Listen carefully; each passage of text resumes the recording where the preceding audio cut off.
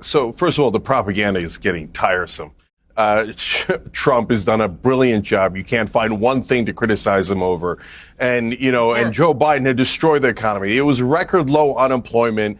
So you're being preposterous. No one believes. Cenk Uygur showed up on Piers Morgan, uncensored, to square off with a chaotic panel that included MAGA mascot Tim Pool and his ever-present beanie, author Batya Ungar-Sargon, right-wing firestarter Kari Lake, and Representative SHREDS.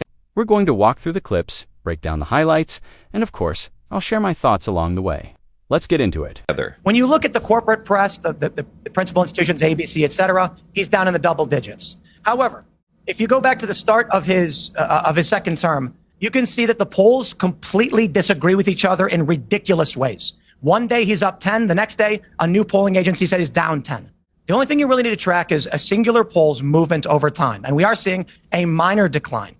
That is likely due to 401ks dropping, people being concerned about this. Does this rise to the level of impeachment? No. I think you're doing this largely because you want to get your name out there, because the Democrats have no front runner. No one knows who's in charge of the party, so everyone's clawing to the top of the crabs in a barrel to try and be the pick me for 2028. All right, Congressman, you're just doing this because you're a narcissist, basically. Well, look, in the first 100 days, his numbers are lower than any other president. You had to go back 70 years. And the only other bad numbers for a president in the first 100 days was Trump 45. So people have spoken. Is that why you're doing it? People are having a buyer's remorse. People are, I've spoken to many of Trump's supporters, and they are hugely disappointed by his actions, by his failure to fix the economy. That's number one on people's minds. Okay, Kari, what's your response to the congressman? Because there are lots of people saying this, and the Democrats have got their gander up a bit now. They're beginning to marshal their so-called resistance in a better way, because Trump's giving them a lot of opportunity to do that. At what point politically do you start feeling twitchy if the tariff war doesn't work how Trump intends it to? First of all, where did this guy come from? No, with all due respect, this is an idiotic thing to do. And it's proving that the Democrat Party has no play. They don't know what to do right now because Trump is winning on everything. He's strategizing how to fix the economy that Joe Biden drove not only into a ditch, but off a cliff. And this is why the American people were suffering.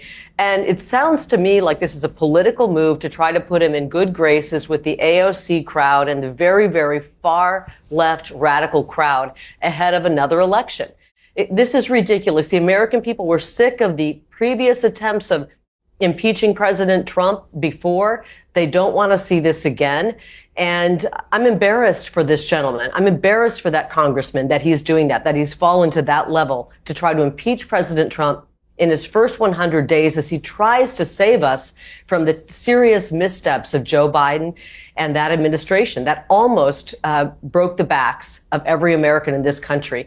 What about the fentanyl that's no longer pouring across the border? What about the lives that are saved there? What about a president who's trying to end a war that's killing thousands, tens of thousands of people and costing all kinds of our treasure over in Ukraine? What about that? No, he's trying to concentrate on something to make people all of a sudden know who he is so that he can raise money and run for re-election. I find it despicable. I really do. Congressman, you're despicable. Well, that's just what... No, the action is despicable. I don't know this congressman. I find his actions despicable and political. Rather than going to work every day and fighting for the American people in his district, he's trying to thwart President Trump as President Trump works very hard to try to save this country and get us on the right track. Okay, Congressman, you're doing despicable things. Well, look, he has failed on economy, our relationship with our allies. He's not failed on the economy. Unimpeachable. Look, he said I understand, but on day one, he said he's going to fix Ukraine war. He hasn't done that in 100 days. Nothing that he said he's going to do he has done. And, economy is in terrible shape. His tariffs are totally unproductive. And auto industry, I represent Detroit, Michigan. The auto industry is hurting. Auto workers are losing their jobs. Auto factories in gonna save America the are auto closing. industry. Look, this he hasn't thought this through. When you impose tariffs, you gotta be ready to have manufacturing happening in America. I agree that more manufacturing needs to happen in America, but it doesn't happen just because he raises tariffs on foreign countries. You need to invest in manufacturing. This is a process that takes tens of years to get this done. Okay, let me bring in. All right, let me bring in. Is this a congressman out of Michigan? Is that what I'm hearing? Yes. I represent. And you're not for President Trump. You're not for the tariffs that are going to single-handedly save the American auto industry. Good luck. Good luck getting reelected. Look, our car prices are going to go up. Domestic cars are going to be more expensive. Foreign cars are going to be more expensive. People won't be able to afford. Quick little update here for Kari Lake Mazda. Just announced they're hitting pause on production of a US-made model. I believe it's the CX-50, though don't quote me on that exact number. These are vehicles built in the US and shipped to Canada, and apparently they make up about 15% of Mazda's sales there. The reason? Tariffs, so they're halting production, and jobs are being affected right now. So someone please explain how Kari Lake thinks Trump's tariffs are going to magically revive the American auto industry, because from where we're standing, it's already causing job cuts. Buy a car. The American middle class is going to be bolstered and is going to come back alive, and they're going to be able to afford to buy things. And this is, we talked about this last time around. The American middle class was practically gone when President Trump stepped foot 100 days into the Oval Office. Give him a little bit of a chance here. 100 days is a lot to turn around Joe Biden, who, as I said, destroyed the American economy and continued to destroy manufacturing here. All right, Cenk. Yeah. So first of all, the propaganda is getting tiresome. Trump has done a brilliant job. You can't find one thing to criticize him over. And, and Joe Biden had destroyed the economy. It was record low unemployment. So you're being preposterous. No one believes you. Everyone realizes it was the tariffs. They had a perfectly good economy handed to him, and at this point has shattered it to pieces. So I'm getting sick of the propaganda. I'm also getting sick of the, with all due respect, this is idiotic. That's not all due respect. So I'm not sure you have good command of the English language. Okay. All right. Then don't say all due respect. Second of all, you're lecturing people about how to get elected. Kari, let's be honest. Let's be honest, Kari. You and I are not in a position to lecture people on how to get elected. Okay. You haven't won a lot of elections. Neither have I. Okay. So at least I've helped in winning elections. I'm not sure you have. So, and the brother over here in Michigan has actually won an election, but we're conflating two different things. Okay. Number one, we're talking about the polling. Look, Trump's down and hurt. It doesn't matter how much you guys spin it. We're going to have that play out. But that's not related to impeachment. Whether he's popular or not has nothing to do with impeachment. So I don't even know why the congressman brought that up, to be honest. And I think that this impeachment thing is way too premature. What, are you going to get enough Republicans on board? There's no way you are, right? On the other hand, are there actual good grounds for it? There are. You're just not going to be able to execute it. The grounds for impeachment are doing things that are illegal or unconstitutional. Has he subverted the will of Congress? Many, many times. They appropriated money, he refuses to spend it. Or he's spending money that they didn't appropriate. Or he's taking powers like the power to tariff that Congress has, or the power to declare war that Congress has.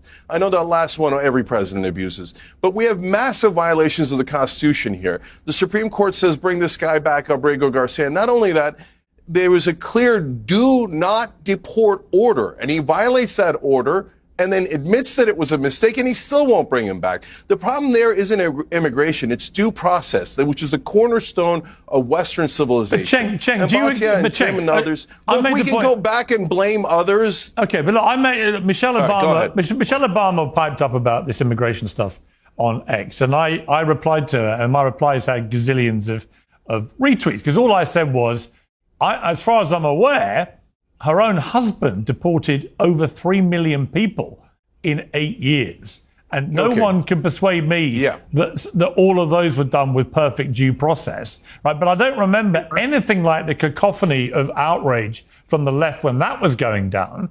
And Obama, and I've said this before many times, he was the deporter in chief, was his nickname in Mexico. He couldn't get people out of the country fast enough. Yeah. Why was it fine for Obama? And why do liberals just try and pretend that never happened? And why is it so evil when Trump throws out a lot of people that I would imagine most Americans totally agree with. Yes, there are some. Garcia may well be one or not. We don't really know yet whether he was in this gang or not. If he was, then he deserves to be in the El Salvador hellhole. If he isn't and he's innocent, he deserves to come back. But let's not pretend that most of the people that Trump is kicking out were not on the deportation list already and probably deserve to be thrown out.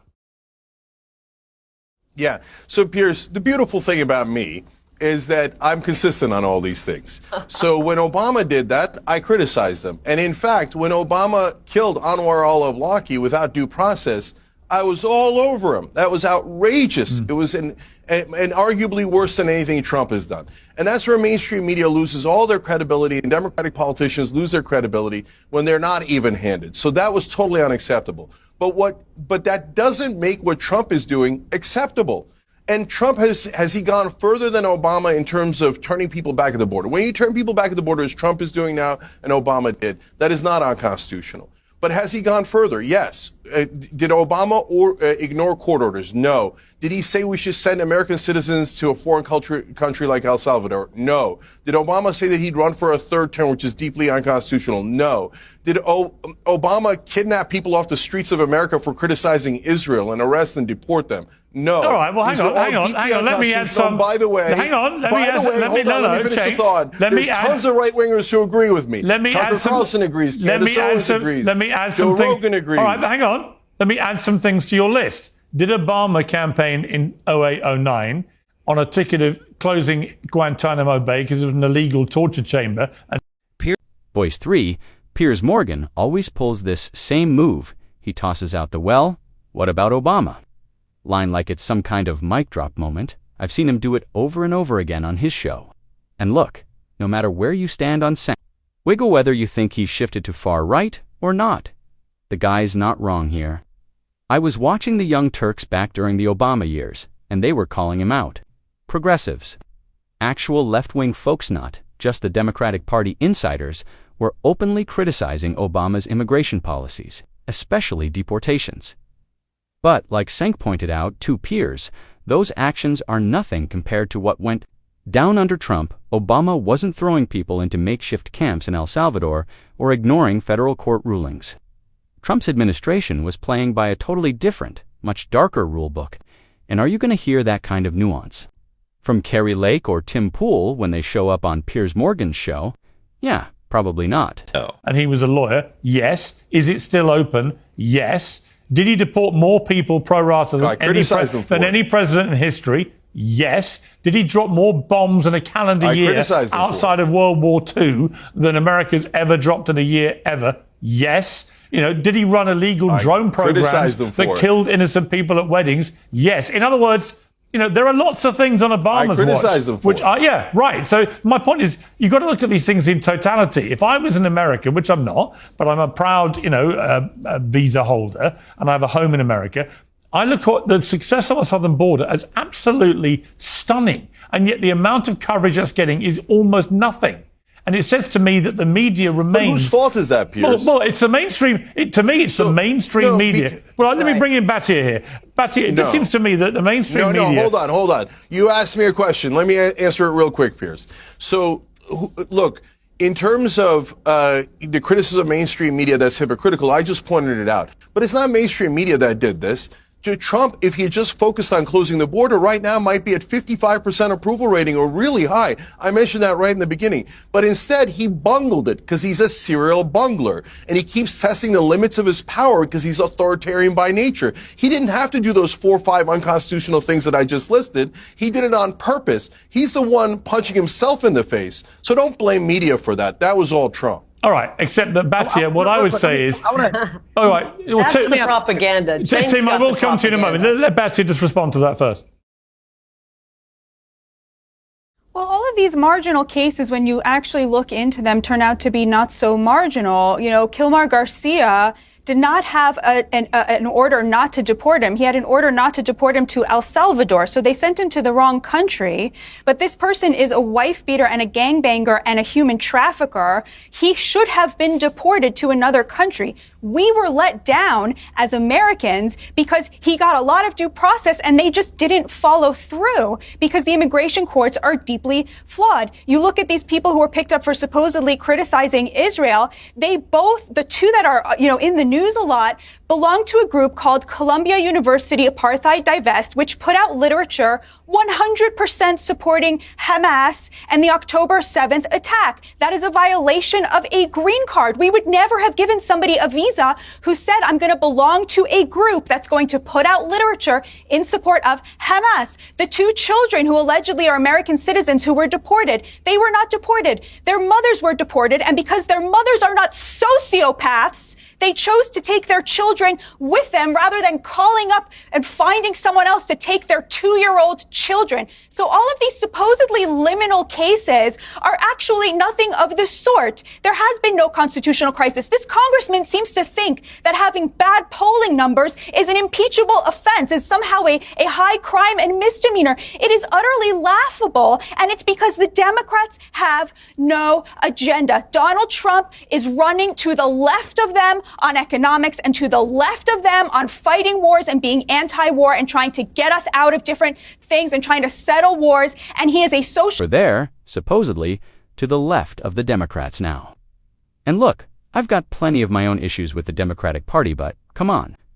This whole idea that the Trump administration is somehow anti-war, that's laughable. Just listen to what Pete Hegseth said this was after the segment was even recorded. I saw it this morning. Not sure when the original tweet went out, but Pete was out there basically threatening Iran, saying the U.S. might attack. That's their version of anti-war. Give me a break. Moderate, he's not even conservative. There is not a single value that the Democrats hold that they are not willing to immediately abandon if Donald Trump starts to defend it. It was the Democrats who thought that we had to control the border to protect working class wages. And now all you see is Democrats out there demanding free trade and demanding more access to China. You see Democrats literally sharing Chinese propaganda because it's against Trump. They have chosen China over their own working class voters. And Congressman, I'm sorry, but the UAW and the Teamsters have both endorsed the tariffs. You're in a lot of trouble in Michigan. Yeah, well, look, auto factories are being closed. Auto workers are losing jobs. Look, the unconstitutional things. This president tried to the pump and dump scheme. Remember the memes that he profited from? Personally profited from. Remember that the freedom of speech, the lawyers who had fought against him, he intimidated those, and then. But what about But Congressman, what about the sustained lawfare that was waged against Trump by the left? All right. I'm going to leave it here because this is how every Piers Morgan segment ends up just a bunch of people tossing out their so-called facts, which are often just opinions dressed up like evidence. The congressman is but here, and Batya Ungar-Sargon's claim that Democrats are siding with China. No wits about avoiding empty shelves in stores, which is exactly what we're heading toward this summer if Trump's tariff policies stay in place. Now, will Trump back off before then and declare it a win? Probably, but that won't make it true. As for these impeachable offenses the congressman brought up, Cenk Uygur nailed it. Nothing's going to come of them. But the real scandal, the one barely getting coverage, is the meme coin grift, the Trump orbit running these pump-and-dump crypto schemes. It's blatant, it's unethical, and somehow it's flying under the radar. Then you've got Batya throwing around wild accusations about gangs and trafficking, none of which has been proven. And with this administration, you simply cannot take them at their word. It's obvious they're skirting constitutional limits, especially on immigration, by flat-out ignoring court rulings. Cenk is completely right about all of this. Meanwhile, you'll just get more deflection and spin from the likes of Tim Pool and Kari Lake on Piers' show. But what do you think? Are you siding with Cenk and the congressman here? Or are you riding with Batya, Tim, and Kari? Let me know. In the comments, hit like and subscribe, and I'll catch you next time. This is Chris on Culture.